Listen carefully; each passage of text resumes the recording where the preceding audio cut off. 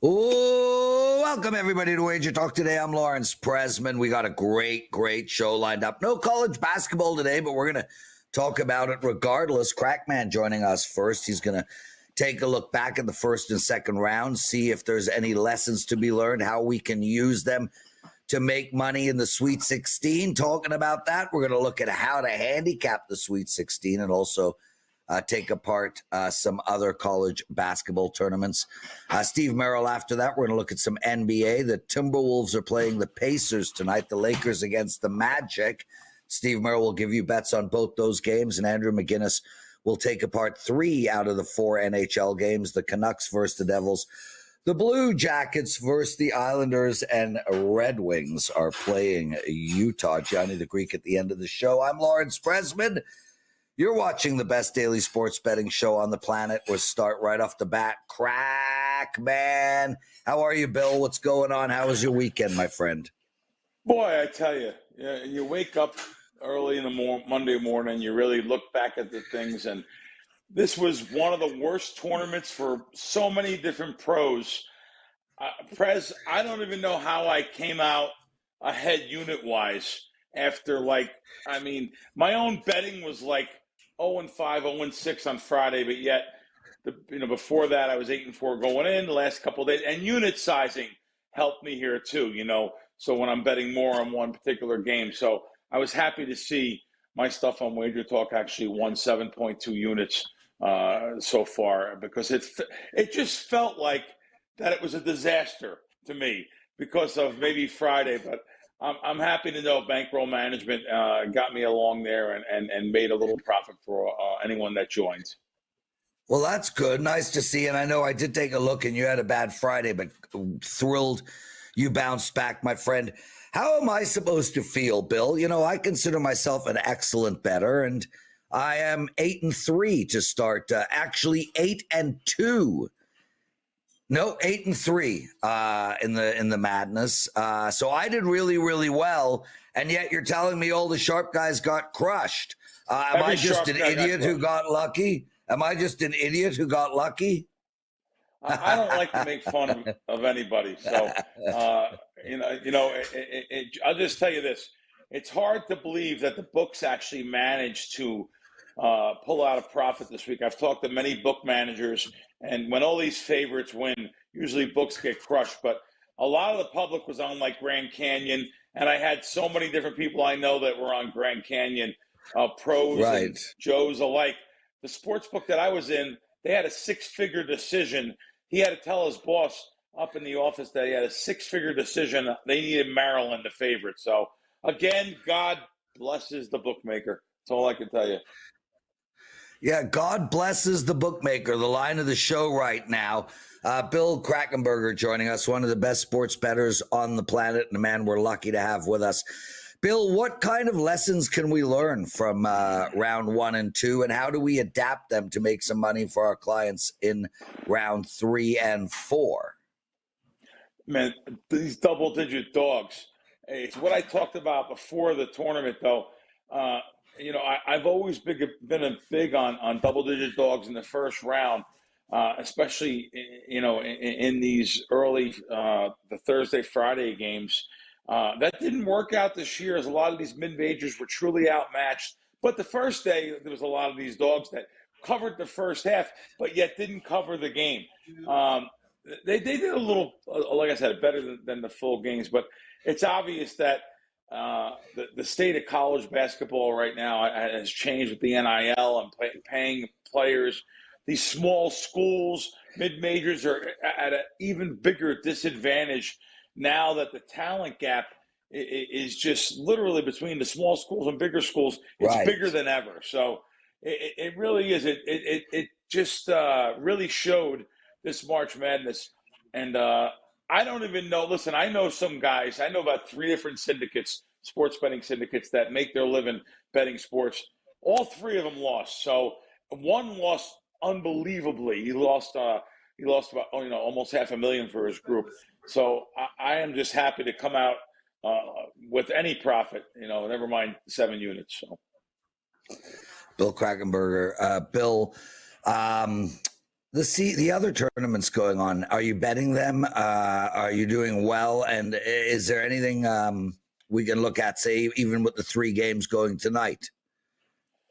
Yeah, I actually, as it goes deeper and deeper, it gets harder and harder now. We've seen how efficient even this first round was.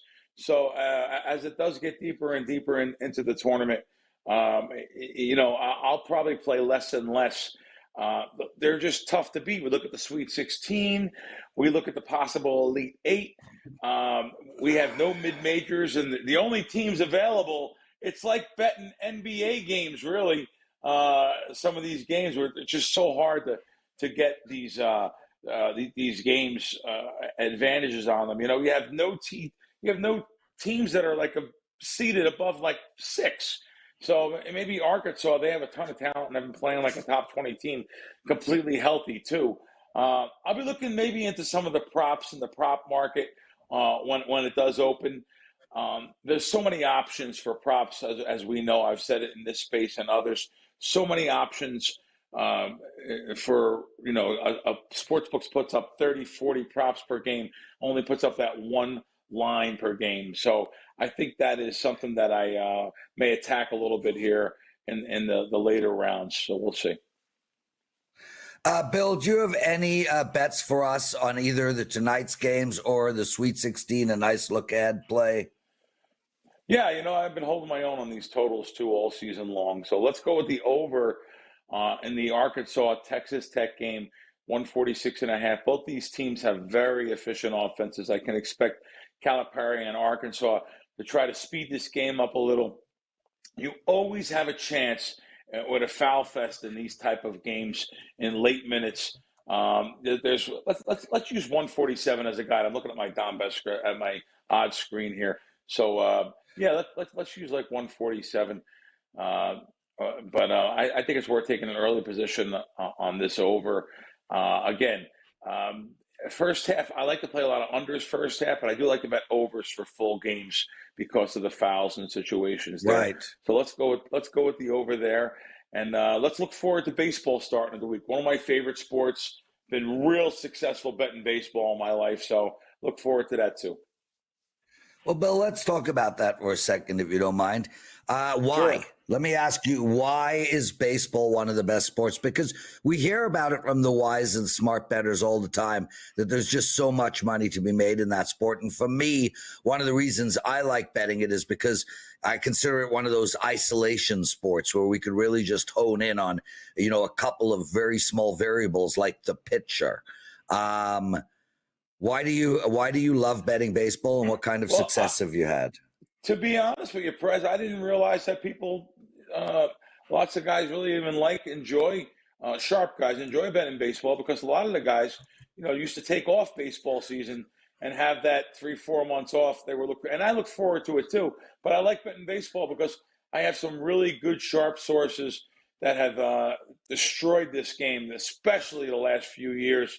I look at the secondary markets, and I'll call first 5 a secondary market.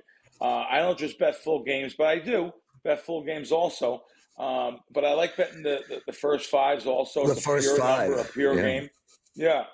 But listen, I grew up on baseball too, so it's one of my favorite sports in general, baseball and boxing.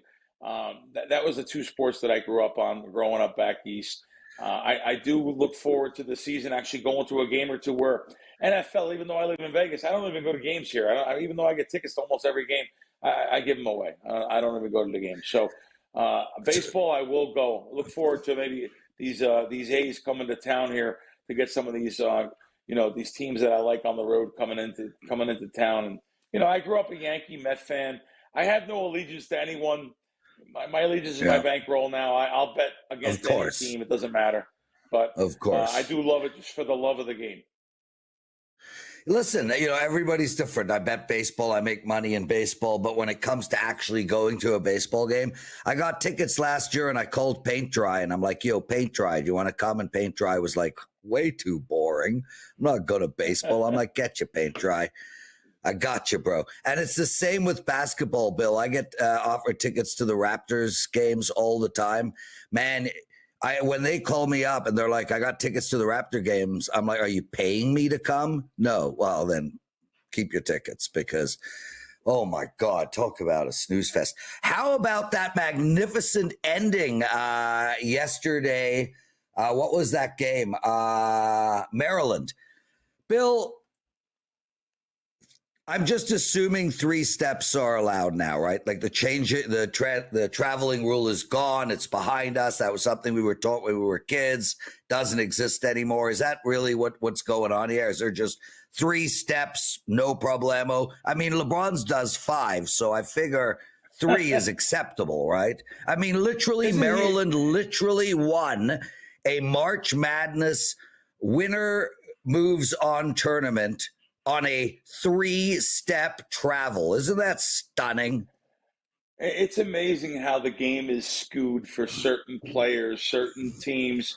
I listen, I'm not going to say, I don't fall into the trap where everyone says, this is fixed, these are fixed. But let me just tell you, I just don't, the biggest 3-letter word in the sports books here when the games are over, because no one can lose on their own merit and just lose a game.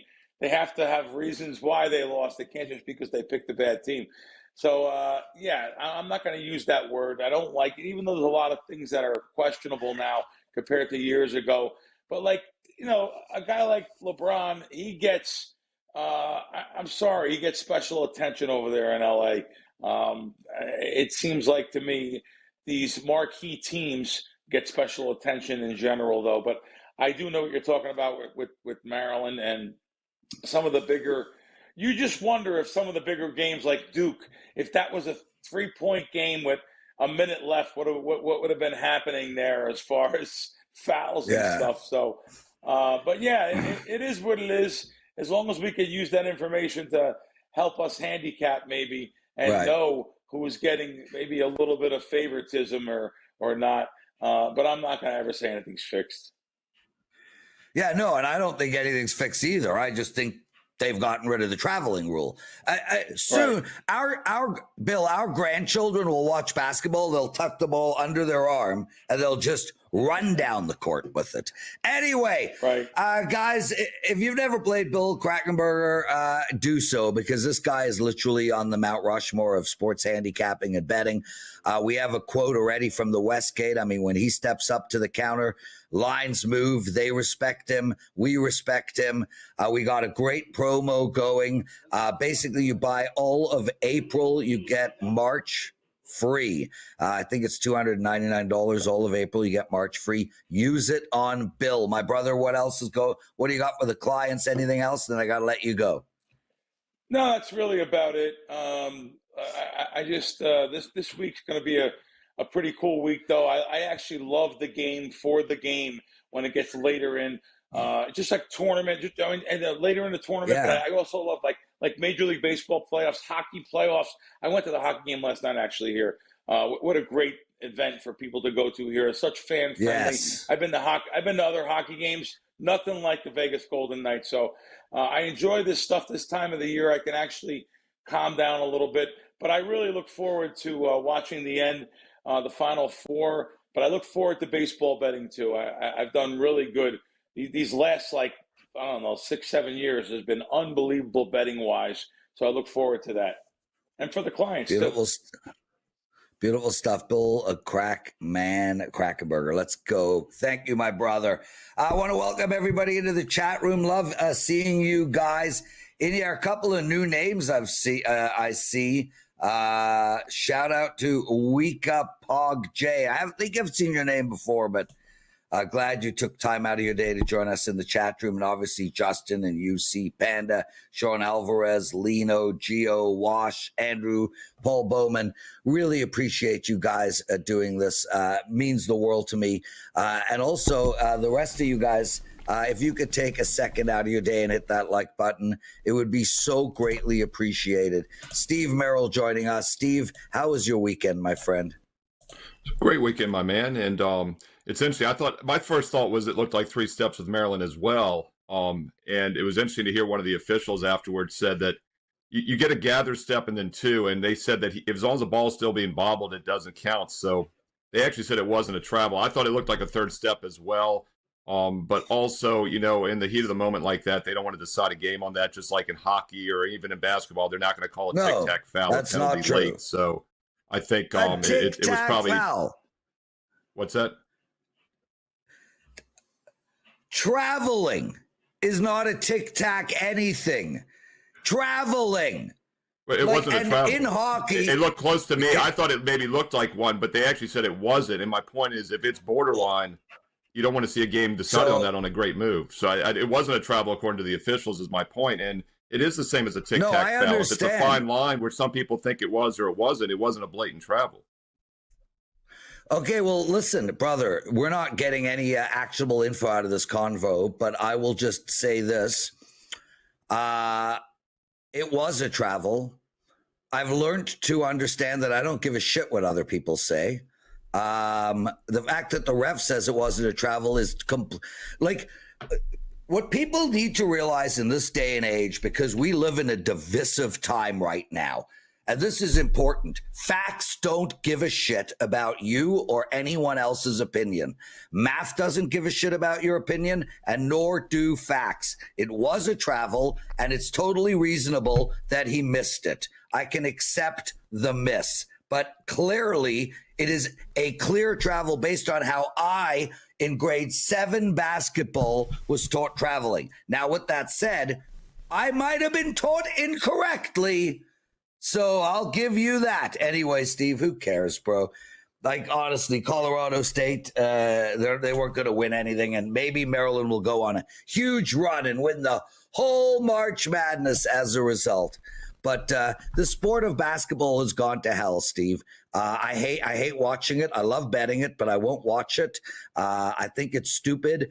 And I think it has the dumbest rule in the history of sport, which is ultimately calling a timeout and being able to move the ball. I always wanted it in the NFL, Steve. I always thought it would be so cool. You're in the Super Bowl, you're on your 20 with 2 seconds to go in the game, down by 2, and you're like, oh, shit. It's Hail Mary time. And then the coach is like, no, wait, we'll just call a timeout. And then they'll pick the ball up, move it to field goal range, and we'll win the game. Anyway, let's move on, bro. Stupid sport. Speaking of basketball, let's find some betting opportunity in this stupid-ass sport. The Pacers are playing Minnesota, -2.5, 228.5 is the total. Let's make some money. How do we bet this game? A lot of uncertainty with this Minnesota Timberwolves team tonight. Anthony Edwards, as of noon Eastern, is listed as questionable. So it's 50-50 if he's going to go or not. Obviously, he is an extremely key player. And the line is pricing in the fact he is 50-50 because it's gone from Pick'em, Indiana, now about a 2-point favorite. You've even seen some 2.5s out there. Total open 233. It's down to 229. So obviously the line move is based on no Edwards offensively. A little bit of a drop in the total.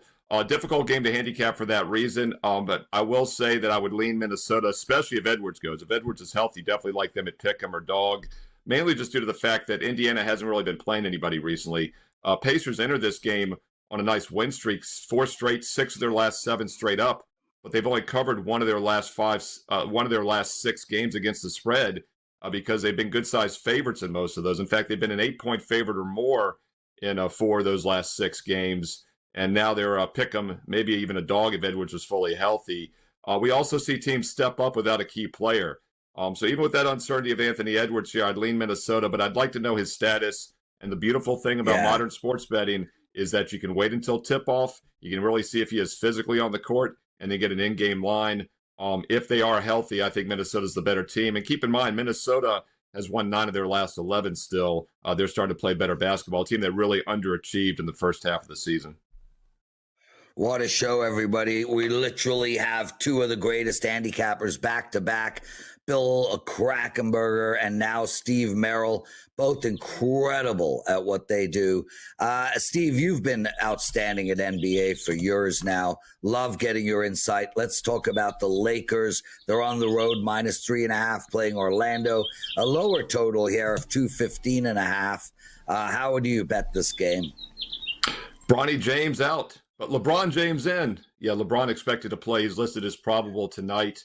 and they should have their full lineup here. It'll be a fun game to watch, at least on the LA side. Orlando, not a great offensive team, but against this Laker defense, I think they can score. I've been talking about this for weeks, and I was a little bit early. I said I thought the Lakers would be a much weaker defensive team after the trade. They got rid of Anthony Davis down low, one of the best defensive big men in the league. They got Doncic, who's a defensive liability, but a great offensive player. And we didn't see it initially. In fact, 9 out of 10 Laker games went under the total. But we've seen that reversal since, as I thought we would. And once we saw that reversal, as I said, start riding that over trend. After the 9-1 under run for the Lakers, they have now gone over in 6 of their last 8 games. The game on Saturday wasn't even close to going under. The Bulls scored 146 points. That game landed on, 261 total points. The total was 236. So it's over or pass for me at the Lakers here in the near future. I do have some concerns in this game, though, because once again, adding LeBron into the lineup, could it disrupt a little bit? Probably not. LeBron is a great defender, but he's also 40 years old, so I don't think their defense has really improved that much. My big concern, though, with the game total is the Orlando Magic. They're not a great offensive team, as I mentioned, but with that said, Orlando has started to play better offensively, and they have quietly gone over in 6 of their last 9 games. So Lakers 6-2 over the last 8. Magic 6-3 over their last 9. They just put up 120 against the not my hapless Washington Wizards. I think both teams can get there tonight. If you're going to play this one, I would look at the over. And we've seen it go from 214.5 up to 215.5. And the nice thing about the Magic being involved is this is a very low total, considering the Lakers' last game got over 260. Yeah. Steve Merril joining us. Rob Christensen writes, is Prez doing the video from an aviary? Lots of birds chirping. None of those birds are over here, Rob. I don't know where the birds are chirping. I mean, I know when Steve Merril walks out, birds chirp, but not chirping on my end. Are they chirping on your end, They Steve? started chirping the minute I talked about the Lakers, and they stopped the minute I was done with it. So I'm not sure which side they're on. I mean, what side would the birds like? Lakers or Magic? I guess Lakers, right? They like water. Were they seagulls? They like... There you go. High-level handicapping 101. Take the Lakers, birds like water. I'm a big I believe in handicapping in nature, Prez, and get all the universal juices flowing when I analyze games. So that's actually the NBA secret. You asked why I do so well in the NBA for decades. It's the birds. The birds. What do you got to promote, bro? And then we'll talk some hoops, college. Yeah, we're going to take a little bit of a look here in a moment at the NIT CBI. I don't have a ton of that. I've used some free plays, actually, but do obviously have some NCAA tournament games coming up Thursday and Friday. I've already posted an advanced Sweet 16 game. I put it up last night. I liked it that much. I wanted to get it up nice and early. I think the line is way off. I think the matchup is tremendous. Probably the best play I've seen in the tournament so far. That is available right now on my page, and you can get it for free. In fact, you get this next week for free, because when you purchase April, the rest of March, all sports is free. And let that sink in. You're going to get the NCAA tournament, Sweet 16, Elite 8. You're also going to get the finals next month with April, obviously. But you're also going to get the NBA. As Prez said, I'm number 1 all-time in NBA profit. I was number 1 last year at WagerTalk. The playoffs start next month. But let's not forget about baseball. It starts in 3 days. The full baseball season starts in 3 days on Thursday. I won over 100 units in baseball last year. My all-sports clients had doubled their bankroll by the end of August for 2024. Let's do it again here in 2025. Get started right. Get the rest of March free when you purchase April. No promo code needed. Steve Merril, WagerTalk.com. Get there quicker with the shortcut on the screen, wt.buzz/SM. There we go. Steve Merril, rocking and rolling. Okay, brother, you have any quick tips you can give us for betting the lesser tournaments? We got 3 games going tonight. Yeah, actually, I just realized one just started. The CBI game started at noon. That's what we're dealing with, right? And another one goes at 2 o'clock today. Another one goes at 4 o'clock Eastern. These are in Daytona Beach. They're kind of random games. But one thing I will say about the NIT, which is kind of the better of the 2 tournaments, CBI, NIT quarterfinals resume tomorrow or start tomorrow on Tuesday and Wednesday. We'll have some free play videos. So click subscribe, click that bell for an instant alert. I'm going to do some free videos for these NIT games the next couple of days. But we're past that round of uncertainty. The NIT are always teams that just miss out on the NCAA tournament. And the first couple rounds last week, you do have to handicap motivation. You never have to worry about that about the NCAA tournament. Now that we're into the quarterfinals and then eventually the semifinals, teams that are here are obviously happy to be here, and you don't have to worry about motivation anymore. So I do think the NIT is a much cleaner handicap this week, and you can kind of handicap it like you would the NCAA tournament going forward. Wonderful, Steve. Thanks for doing this, brother. You got your videos coming up. You're doing a bunch of shows. Thanks for the hard work. You're a good Stay man, beautiful, Steve Prez. Merrill. Stay beautiful. Dude, it's one of the things that I've had to deal with my whole life. You know, it's a hard cross to bear. Steve Merrill, everyone. Okay, guys.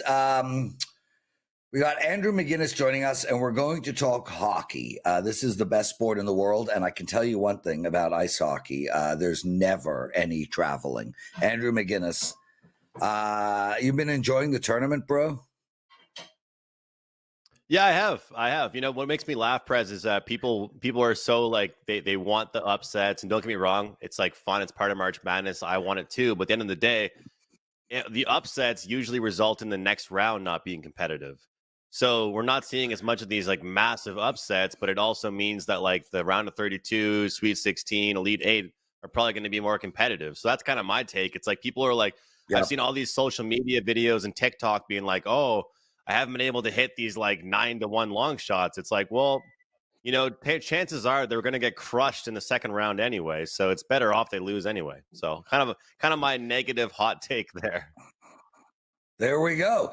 Andrew, let's find some NHL bets for us. We got a total of 5, Andrew, in this Vancouver, New Jersey game, but the line has come down. New Jersey was minus 160, now around minus 140. There's clearly money coming in on Vancouver. And listen, this Vancouver team fighting for their lives, and they've lost 2 in a row, both on the road. But they did get 3 goals in each game and 6 before that. I don't understand why this total is low. And I do lean on Vancouver. I'm curious how you're betting this one. You know, Prez, you mentioned about the playoff odds and the stretch right now. I keep talking about it. And the funny thing is that, you know, as a Canadians fan, I've been so wrapped up in following the Eastern Conference wildcard race. But as you mentioned, in the Western Conference, with the Calgary Flames being plus 185 to make their way in. Over there in the West, of course, St. Louis Blues plus 120, Utah plus 550, and now Vancouver plus 400. So this game is so crucial for the Vancouver Canucks, who have been traveling around the East Coast playing a handful of games right now. But when it comes down to it, I don't trust this team. I mean, we see all these documentaries made about teams in a good way. We need to get a documentary made about the Vancouver Canucks in a bad way. I mean, whether it's been to do with injuries, whether it's been to do with off-ice issues, whether it's been, you know, the Pettersson and JT Miller situation. I feel like I mentioned this the last time I was on here, Prez, but distractions are just never a good thing for a lineup. I will stand on that. And, you know, even when they're getting some key guys scoring goals, they're still giving up 5 goals. And they're now talking about rushing Thatcher Demko back into the lineup because they've had issues with goaltending. To me, whether it's been Quinn Hughes being out, whether it's trading away JT Miller, there's just been too many issues. You know, they lose 3-1 to Utah, then they go ahead and put up a good effort against the Jets, and they lose back-to-back again against the Blues and the Rangers. I don't trust this team. And as far as the Devils are concerned, we got to look at this price and understand why they're being priced the way that they are. You know, this is a team that was without Jack Hughes, still has talent, still has ability, but yet they've lost 3 of their last 4 games. I want the hungry New Jersey Devils. I want a team that I trust with bounce-back ability. And I know this is kind of cliche because it doesn't work every time, but I want the team that just got called out to the media by their head coach. And Sheldon Keefe just called out his team and pretty much said, you know, hey, you know, you guys are talking about playoff hockey. You guys all got to start playing better right now. So I do think they get the job done. I have on Vancouver Canucks team total under 2.5 goals in this game.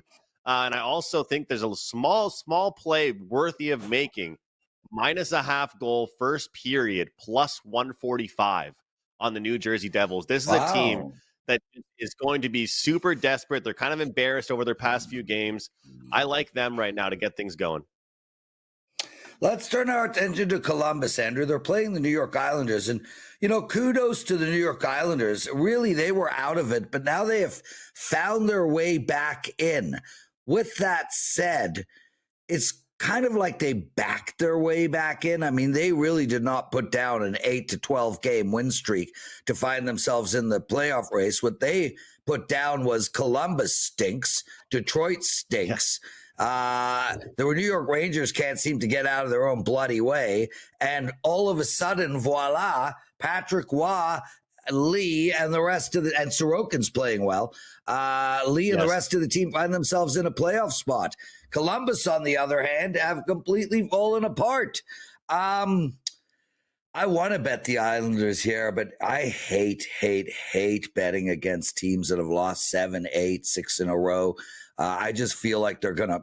And we finally saw Columbus score last game against Pittsburgh. What are we doing with this one? Well, I love the way you ended with that, Prez, because it's so weird. You know, I'm a big believer of teams bouncing back after being shut out. It's an angle I always look towards, whether it's looking for overs, first period overs, full games, or that team to win. And the Blue Jackets got shut out 1-0 against the Florida Panthers. And like you said, they put up 3 goals in their next game, but they gave up 6 goals against the Penguins. So it's like, hey, guys, you know, you bounced back a little bit with 3 goals, but you still gave up 6 goals on the other side of it. So I get exactly what you're saying there, Prez. Sometimes it can be kind of tough to, you know, fade a team that's lost that many games because you're like, man, maybe I've missed the boat because eventually they're going to have to turn things around. Updated picture there is Rangers plus 250 to make the playoffs. Red Wings 12-1. Blue Jackets 6-1. The Montreal Canadiens right now at about plus 130. And I think with this Islanders team, you know, with them being around plus 210, you know, I think they're a team that is going to make some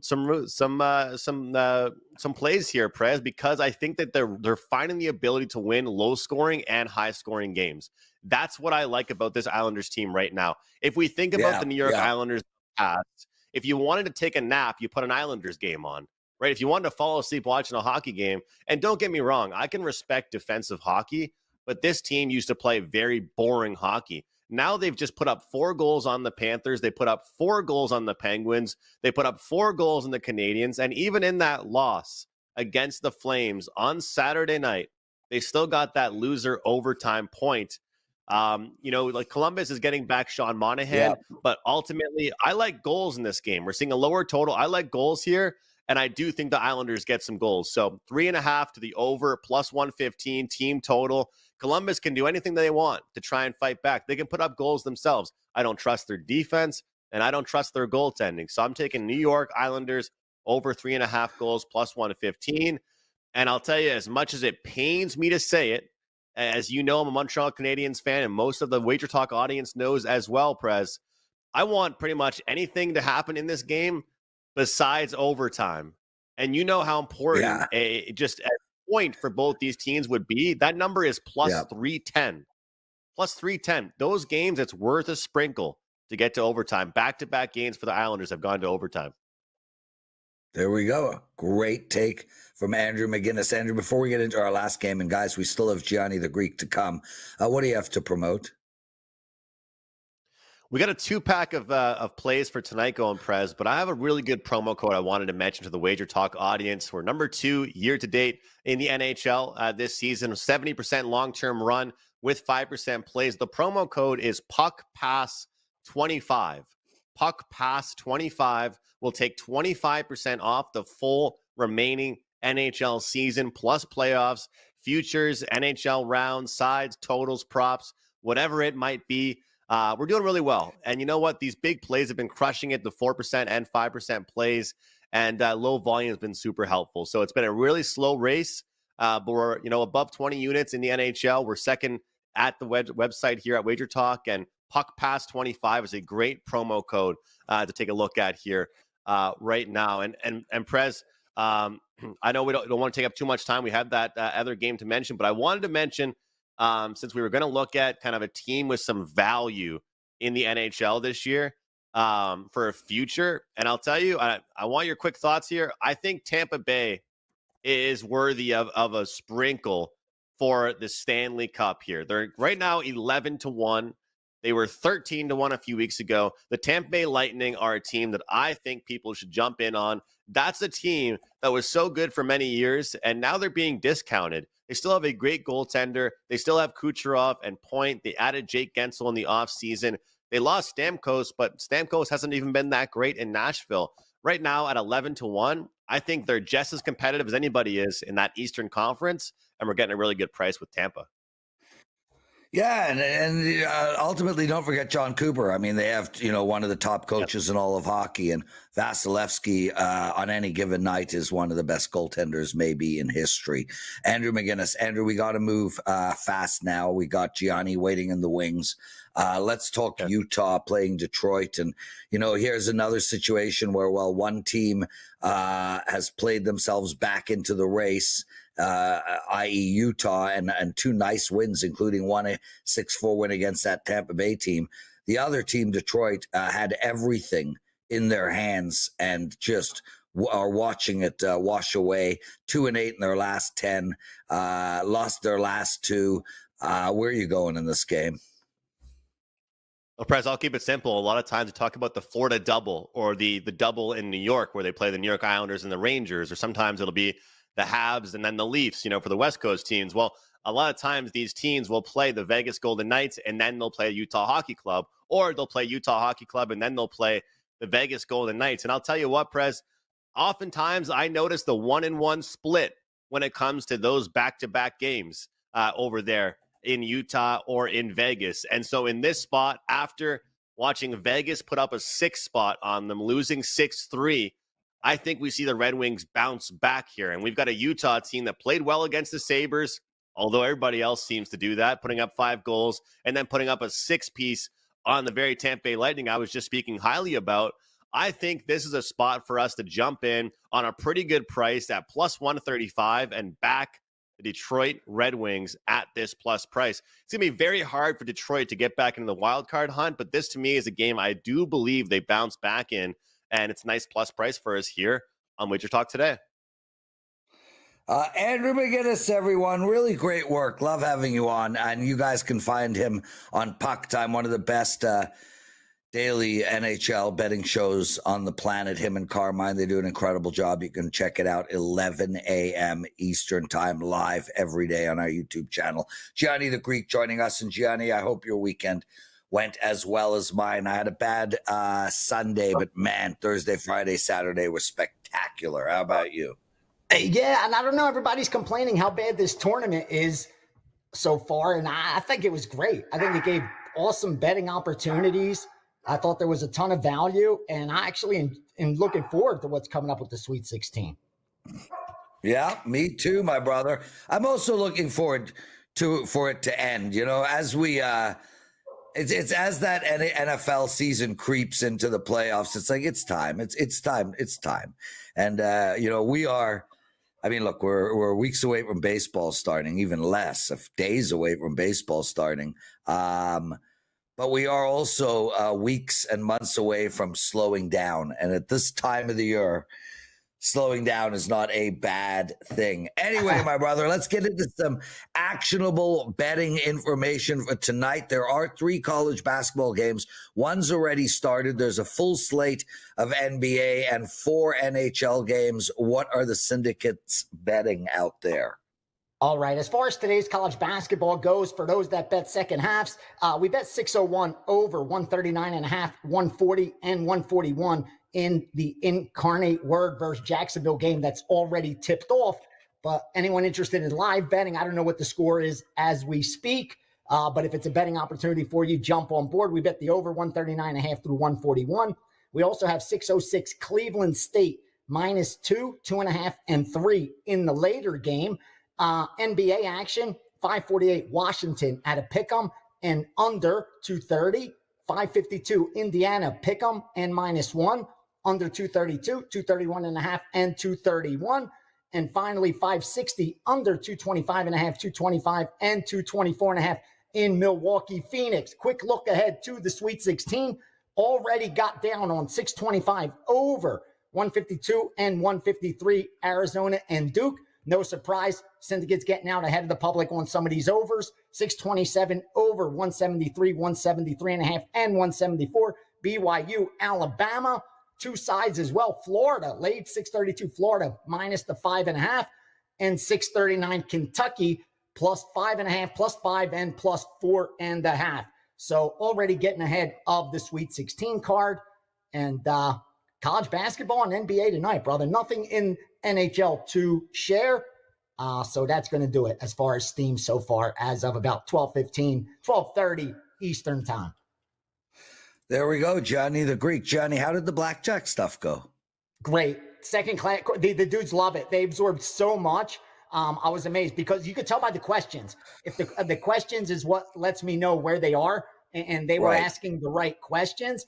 I'm really looking forward. The second class is tomorrow, where we start to level up. I start to introduce them to actually being the advantage player and being how to count cards and move into the more difficult stuff, which will probably take a couple classes. But first, we had to lay the foundation that we built off of.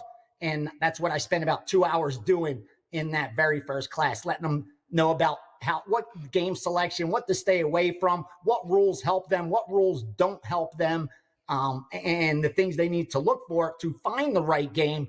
And now I'm going to teach them how to beat the right game. Right. That's awesome, dude. If I was not in the middle of 18 days of skiing, I would be logging in to listen to your Blackjack. With that said, strangely, Gianni, I don't gamble at any casino game, bro. Like none. I mean, people are like, "Oh, you're a gambler, Prez," and it's like, "Yeah, no, I'm not. I play poker and sports bet." And they're like, "Well, that's gambling, Prez." I'm like, "Yeah, that's P2P, though. I'm not I don't actually consider myself either, dude. I can't go to a casino and play craps, roulette. Yeah. I don't even like. My girl put money in a slot machine. The most I'll do is on Megabucks. If I happen to see the machine, throw $100 in Megabucks. See, if it's my lucky day, then I'm going to win 12 million.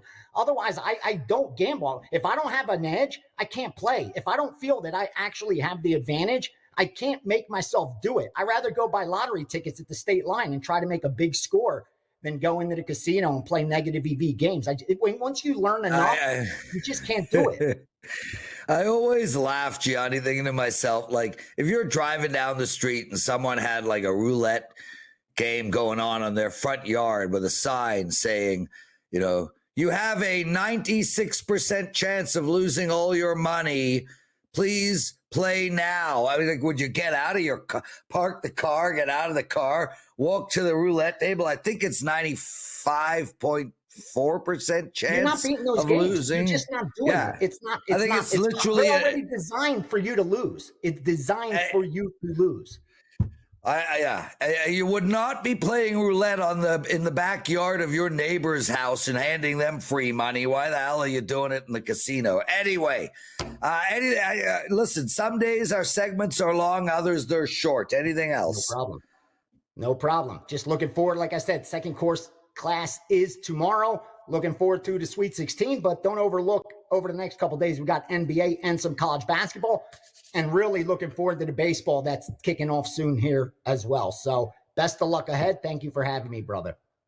Brother, love you. What a show. Are you kidding me? Bill KrackMan, Steve Merril, Andrew McInnis, and Gianni the Greek, an exceptional lineup. Thank you to all of those guys. And thank you to all of you guys for watching the show, for hitting the like button, to subscribing to our channel. We only need 2,000 more subscribers to hit 200K. Make sure to put in your calendar next Monday, my NHL show starts. I'll be doing an NHL show every day, Monday to Friday, with Matthew Barnaby, 16 years in the NHL. Our first guest next Monday is the great kid poker, Daniel Negreanu, and he will be discussing NHL betting. And as a Canadian and as a gambler, Daniel knows his NHL. Rumor has it we might have Jeremy Roenick for Tuesday. So this is going to be a really fun show. Make sure to watch that. We'll talk about it throughout the week. Guys, thank you for being here. Dan, thanks for producing on behalf of himself and me. Let's win, guys. See you tomorrow.